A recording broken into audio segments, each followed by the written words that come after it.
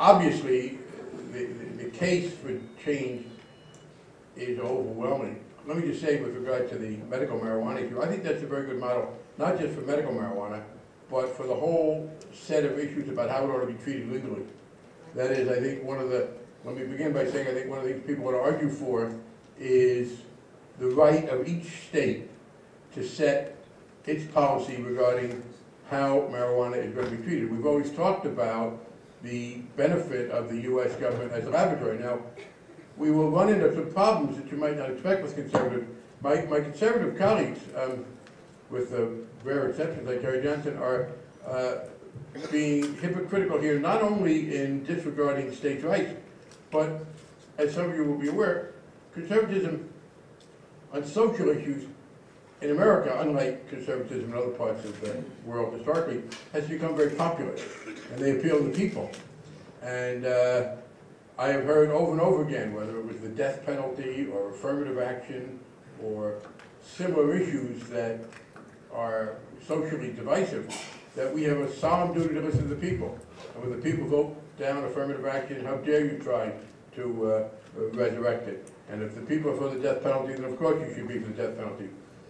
And of course, the most glaring example we have in America today of elected officials ignoring the clear, official, formal vote of the people, not polls, not random samples, but the results of open and free elections in which the people go to the polls and register their opinion. The clearest example we have of politicians not listening are my colleagues from the states of Arizona and California and elsewhere who defy the wishes of their voters with regard to medical marijuana. I mean, I don't understand how they do that.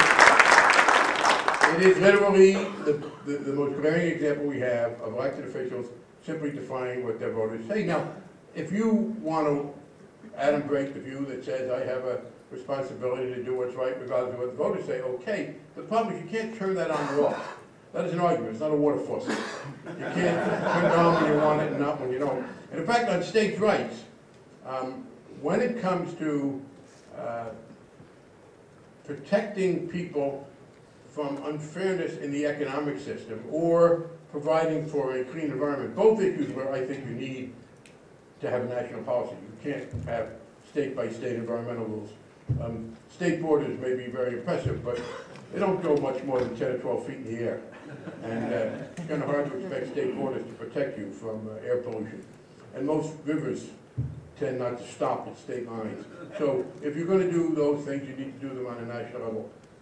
We each compete for industry, so certain basic economic things have to be done at the state level. But there are issues where states could, on their own, formulate policies and have very little effect on other states. On the question of criminal law, on the questions of personal behavior. And paradoxically, it is precisely those issues where, logically, the case is the strongest for leaving state discretion that the conservatives want to nationalize things. Things like assisted suicide, things like medical marijuana, other issues of that sort. In fact, I have figured out, finally, the conservative approach. They are for states' rights on Monday, Wednesday, and Friday. And they are for nationalizing issues on Tuesday, Thursday, and Saturday. What they do on Sunday, I don't really know. But clearly, with regard to medical marijuana, as I said, you don't even have to get into the substance. The second point, of course, is to get into the substance. And the notion that elected officials ought to be able to supersede doctors with regard to the prescription of medical marijuana is nonsensical on several levels. There is, of course, no argument, literally no argument, that is used against marijuana as something to be prescribed that does not apply with far greater force to dozens of drugs which can be legally prescribed. I mean, on the scientific level, the argument makes no sense, but we understand that. It is also the case that we treat marijuana in this society, and I should be very clear, I do not advocate people using various mind-altering substances. The less of any of that you do, the better. The less you smoke, and the less you drink, and the less you inhale tobacco, and the less you smoke pot, I think the better off you are.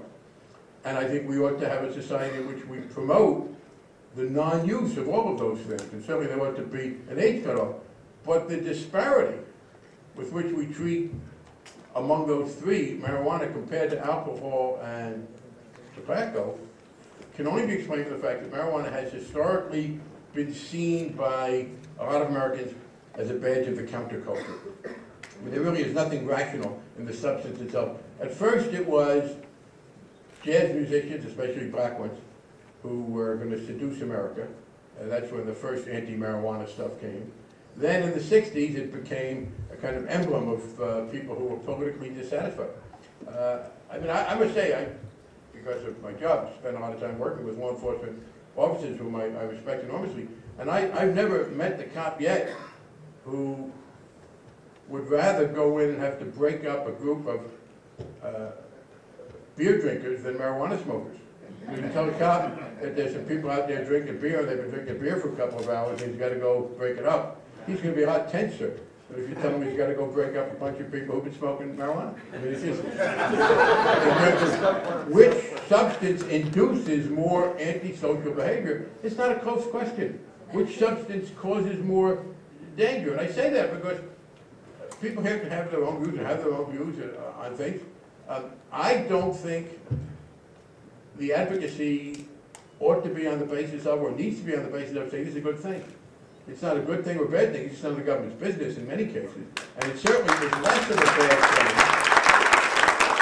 It's less of a bad thing than a number of other things.